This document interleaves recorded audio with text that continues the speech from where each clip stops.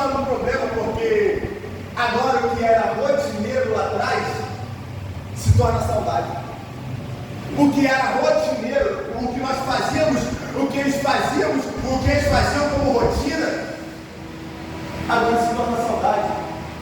Porque não pode mais fazer. Porque não tem mais liberdade para adorar. Jesus. Porque não tem mais a liberdade de ir e vir na sua terra natal. Mas por um momento Deus avisou. Isso é muito lindo, que passa 40 anos. E quando passa 40 anos, Deus, Ele traz o povo de volta. Quando passa 40 anos, Deus, Ele também cumpre a sua promessa e traz o povo novamente. É como se Deus olhasse para o povo e falasse: agora vocês aprenderam a dar importância para a minha presença. Agora vocês aprenderam a dar importância para a adoração. Agora eu retorno vocês. E aquilo porque quando Deus retorna, eles vão escrever, e muitos historiadores vão dizer que esse cântico é escrito após o retorno. E eles vão dizer: quando o Senhor nos trouxe do cativeiro, quando voltamos para Sião, estavam como aqueles que sonham. Ao povo dizendo: aquilo que era parecer impossível, pelo tempo, pela ocasião que vivíamos, Deus prometeu e nos trouxe. E é lindo, sabe por quê? Porque no meio de um cativeiro havia palavra de esperança. No meio Aleluia! do cativeiro havia alguém dizendo: caramba, glória eu a Deus. lembro que Deus disse que iria. Meu Deus! No meio do cativeiro, glória, glória, glória, glória! Como Jeremias falou, que o Senhor nos retornará. Ainda tem fé, tem esperança. Oh, Jesus! Até que chega o dia. Chega o dia que o povo retorna do cativeiro e eles escrevem como parecia que eles estavam sonhando. Parecia que eles estavam em um momento tão ápice que, pô, isso daqui não pode ser real.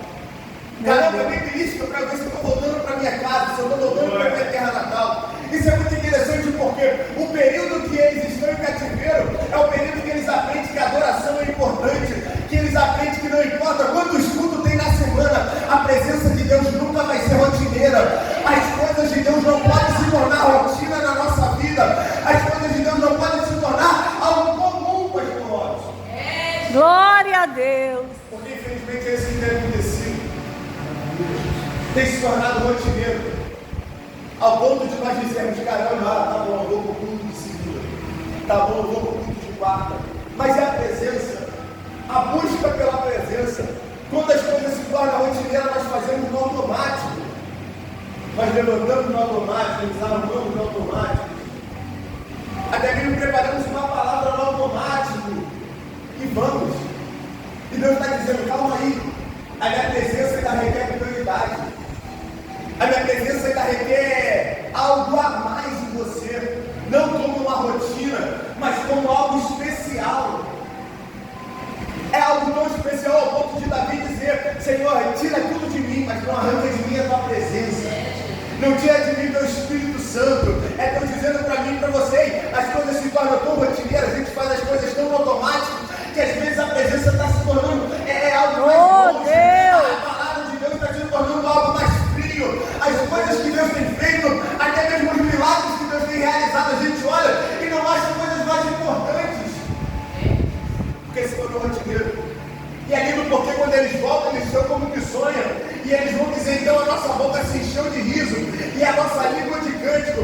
Então disseram entre os pagões: o Senhor fez grandes coisas por eles.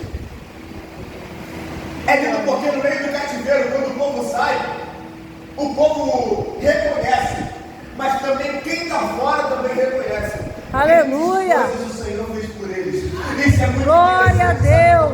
Quando eu estava sentado ali, Deus estava falando comigo: filho, hoje eu tiro meu povo de um cativeiro de comodismo. Meu Deus, aleluia! Glória, glória, Jesus! Meu Deus! Glória, glória, glória, glória, glória! Oh Deus, aleluia! Meu Deus! Ao ponto de quem te via olhar agora vai dizer: grandes coisas Deus fez o Senhor por ele, grandes coisas Deus fez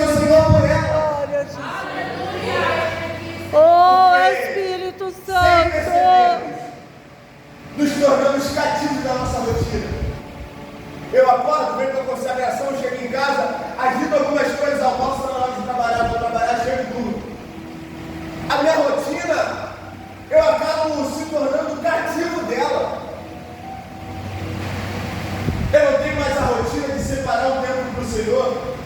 Eu não tenho mais uma rotina na semana de fazer um jejum específico por algo, de separar um momento para meditar a palavra, porque o meu dia é muito corrido. E às vezes nós estamos cativos.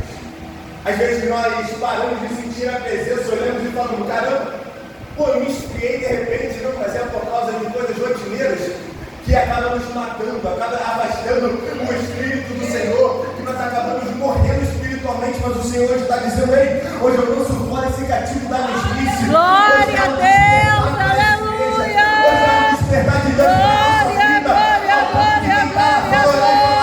Grandes coisas fez o Senhor por eles, e ao ponto de você falar, grandes coisas fez o Senhor por mim, e por isso eu estou alegre. Grandes coisas fez o Senhor por minha família, e por isso eu estou alegre. Santo! Oh, Jesus da glória! O povo canta ao ponto Oh, de dizer grandes coisas aleluia, fez o Senhor aleluia, por nós, aleluia, Jesus! e por isso nós estamos alegres. Meu Deus! O interessante disso tudo é que no cativeiro da Babilônia, quando Deus ele liberta o povo, a escolha de sair é do povo. Isso é muito interessante, pastor Robson, porque as portas da Babilônia são abertas e a palavra que mesmo no cântico ele diz, quando o Senhor trouxe de cativeiro os que voltaram a Sião. Por quê? Porque naquele tempo, judeus quiseram, por escolha própria, permanecer na Babilônia. Talvez por ser uma cidade rica, ter condições melhores, ou talvez após 40 anos de cativeiro, já ter a sua vida formada na Babilônia, pessoas escolheram ficar lá. Mas os que voltaram com alegria. Voltaram dizendo, pô, lá poderia até ser grande, mas não há nada melhor do que o meu lugar. Glória a Lá poderia Deus! até estar bom, mas não há nada melhor do que o meu lugar. O interessante é que não importa se eu ou você tenta despertar um ou outro, sempre vai ter alguém que vai querer ficar em meio ao cativeiro. Isso é muito interessante porque o povo que volta reconhece o que Deus fez. E o verso 4 diz assim, traz outra vez do nosso cativeiro, ó Senhor, como os córregos do sul. Os córregos do sul não era nada mais nada menos que um deserto chamado Negueb, e que de tempo em tempo vinha uma chuva e transformava o deserto em lagoa, trazia água ao deserto. Glória a Isso é Deus! porque o povo está dizendo, Senhor, nos faz novamente, assim como o Senhor fez no Negueb, assim como o Senhor faz no Negueb, aquilo que era seco, nos faz florescer novamente. Oh, Senhor, Jesus! nos enche de Nos alegria transforma, novamente. Senhor, Ó, mananciais de novamente, águas, Senhor, meu como Pai. era antes, aquilo que Glória a está sendo hoje, Deus. faz reviver novamente, faz florescer novamente, faz frutificar novamente. Talvez a tua rotina fez você se tornar algo igual ao deserto, algo seco. Talvez você para algumas coisas não vê mais esperança, e Deus está dizendo aí, hoje eu te trago novamente aquilo que era desértico, eu envio água, aquilo que não tinha vida, eu envio vida. É Deus dizendo, vai florescer, vai frutificar. É Deus dizendo, a mesmice foi embora, mas só basta eu e você escolher. Será que eu quero continuar na Babilônia preso na minha rotina, ou será que eu quero andar sobre as águas do Dom Pedro andou, vivendo o sobrenatural de Deus? Hoje o larga a mesmice e vem viver o sobrenatural do Senhor. Ei, larga a tua rotina e vem viver o Glória, glória, glória a Deus! Porque o sobrenatural não se baseia em coisas físicas, em coisas comuns. Não. O sobrenatural se baseia naquilo que eu não posso fazer. Glória a Deus! O sobrenatural se baseia naquilo que o meu salário não pode fazer. Aleluia! O sobrenatural se baseia em cima daquilo que o pastor Ricardo e o pastor Robson podem fazer comigo, Meu Deus! a não ser o Senhor. E essa semana eu estava conversando com os amigos no trabalho, e a gente estava falando sobre a viúva de 2 Reis capítulo 4. Aí eu falei assim para eles, caramba, se eles for parar para analisar, Deus ele chega para a viúva e fala, o profeta chega para a viúva e fala, vende, paga uma dívida e vive do resto. parando assim, conversando, eu falei, vou te falar, às vezes viver do resto de Deus é muito melhor do que você ter um salário alto. E é verdade. Às vezes nós vivemos a provisão de Deus, é muito melhor do que a gente viver, podemos dizer, caminhando pelas nossas próprias pernas. Fala, Deus. Porque tem horas que na provisão, quando não tem, Deus prove, Deus provê. Isso é muito lindo, sabe por quê? Porque a gente vê a fidelidade de Deus. Eu creio que todo mundo já passou por isso. Estou numa situação difícil, está apertado. E Deus vai lá e provê na nossa vida. Deus vai lá e age no nosso ser. É viver dependente de Deus para algumas coisas. É a própria revelação do Senhor dizendo que cuida de mim e de você. E se a gente for parar para analisar na nossa vida, por mais que hoje você tenha o seu emprego, você tenha o seu salário, você tenha a sua dependência financeira, Deus a todo momento nos prova, deixando faltar algo, e Ele supre essa necessidade para que seja independente, que você ande nas suas próprias pernas, o céu está cuidando da tua vida. Isso é muito interessante, sabe por quê? Porque o povo, quando está voltando para uma cidade destruída. E essa cidade que está destruída, há uma promessa de erguer novamente Jerusalém. Mas no meio disso tudo, Deus está dizendo, a minha provisão na sua vida está valendo muito mais do que riqueza na Babilônia. E isso é verdade. A provisão de Deus na nossa vida, viver a provisão do Senhor, está valendo muito mais do que a gente viver com a mesa farta na Babilônia. E é interessante que no meio disso tudo, o salmista ainda vai declarar, aqueles que semeiam com lágrimas, colherão com alegria. Glória a Deus. Eu gosto desse verso porque não há dúvida, pastores. Sabe por quê? Porque o salmista não declara, aqueles que semeiam, aqueles que semeiam com lágrimas, será que vão colher com alegria? Não há. Não há dúvida, sabe por quê? Porque há uma certeza. A mesma certeza que Salomão escreve em Eclesiastes.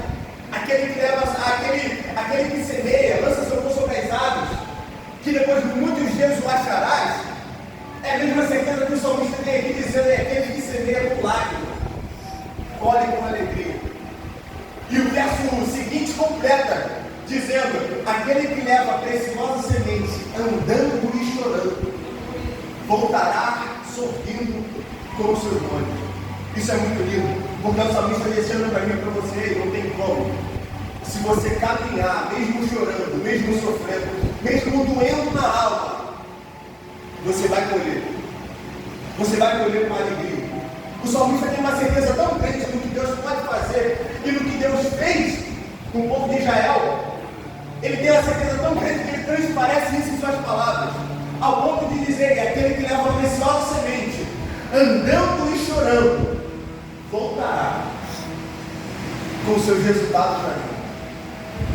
Talvez por causa da sua rotina, você tenha parado para chorar. Talvez por causa da sua rotina, você tenha chorado sem esperança.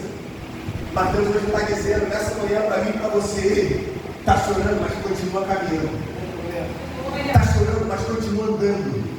Está chorando, mas não sai. Meu Deus, aleluia. É Deus dizendo para mim e para você, há uma certeza que hoje pode até ser choro, mas amanhã tem resultado com alegria. Eu creio. Mas amanhã tem resultado com festa. Hoje pode até ser choro, mas amanhã você vai voltar pelo mesmo caminho que você foi, com seus resultados nas mãos. É Deus dizendo para mim e para você, nessa manhã vamos crer naquilo que está escrito, aquilo que Deus ele prometeu para mim e para a tua vida. É Deus dizendo, ei, continua chorando, mas andando, chora, mas caminhando. Ei, não há mais. Deus está dizendo para mim e para você, não há mais um cativeiro de comodismo. Só vai haver se eu e você permitir. Porque assim como muitos escolheram ficar na Babilônia, continuar vivendo aquela mesma vida na Babilônia, outros voltaram para Jerusalém. Assim é hoje eu e você. Deus está dizendo, a zona da mesmice, o lugar da mesmice, a zona de conforto, hoje é para quem quer. Deus. É Deus dizendo, as portas da Babilônia estão abertas. As portas do comodismo estão abertas.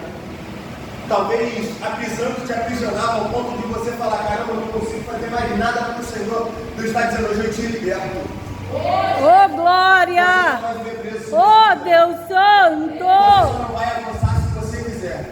É Deus dizendo, está chorando, mas a escolha de continuar caminhando é sua. Eu costumo dizer que aquilo que é para eu fazer, Deus não vai descer do trono. Ô, glória a Aquilo que é Deus! para eu fazer, Deus não vai dispensar anjos ao meu favor para fazer por mim. Aquilo que é para eu fazer é atitude minha, tomar e fazer. Mas aquilo que é sobrenatural da parte de Deus, e o sobrenatural dele, ele está fazendo com essa manhã, dizendo aí, as cadeias estão abertas. Você só vai permanecer da forma que você está, se você quiser. As cadeias estão abertas. Você só vai permanecer parado, se você quiser. É Deus dizendo para mim e para você, é momento de caminhar, mas isso não compete a ele. Isso compete a mim e compete a você. Se você quiser, se nós quisermos, nessa manhã, voltar ao primeiro amor, voltar às primeiras obras, voltar àquilo que nós éramos antes, porque tem horas que nós sentimos saudade de como nós buscávamos, de como Meu nós Deus! de como nós Fala, éramos. Deus! Deus está dizendo, "Ei, se depender de você, hoje os caminhos estão, se depender de mim, Deus! os caminhos estão abertos, mas precisa depender de você para caminhar." É Deus dizendo, não há mais cativeiro, não há mais corrente, não há mais prisão. O caminho está aberto, só basta eu e você querer. Glória a Só Jesus! basta eu e você se posicionar. Aleluia! É Deus dizendo, hoje eu abro as portas, hoje eu lanço fora tudo aquilo que te prendia, mas basta você querer, basta eu e você caminhar, porque talvez chorando eu e você já esteja, mas a decisão de caminhar é conosco. Dele é a certeza que nós vamos voltar com alegria e com nossos resultados nas mãos, amém? A certeza Amém. da oportunidade de Glória a Deus! Deus.